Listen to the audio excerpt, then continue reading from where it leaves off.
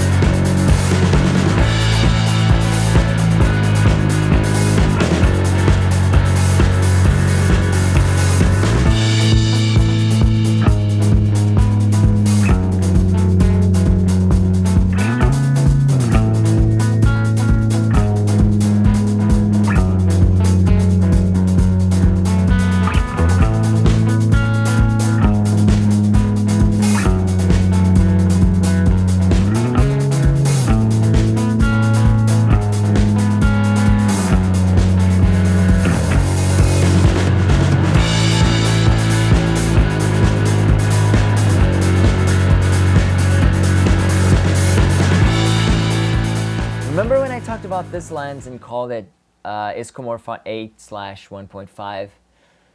Yeah, I was wrong. That is the Isco Anamorphot 8/1.5, and this one is the Iscomorphot 8/1.5, or baby Iscorama.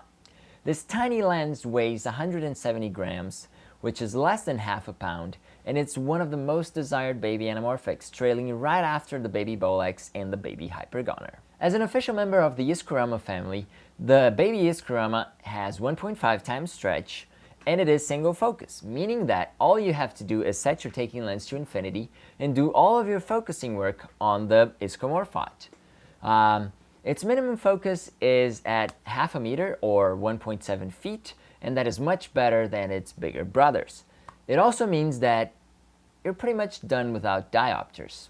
Focus throw is 180 degrees. If you still want diopters and other filters, the front threads are 39 millimeters and the rear threads are 24 millimeters with 0.5 pitch, which means that you can still build a clamp made of step rings and adapters.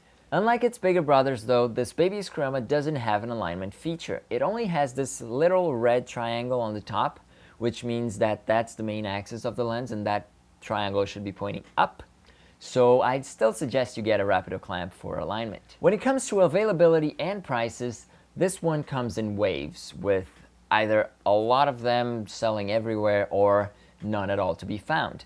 And prices tend to range between $400 and $700, with a few off-the-curve sales slightly under $400 or a lot more than $700, like the one that was listed for $1,000 for a good 6 months last year. In terms of resolution and sharpness, this is definitely the weakest member of the family, with super soft and blurry images unless you really stop down the taking lens. Flares are more neutral than the other Iscos, showing up as white or the light source's color, which I think adds to its dreamy feel.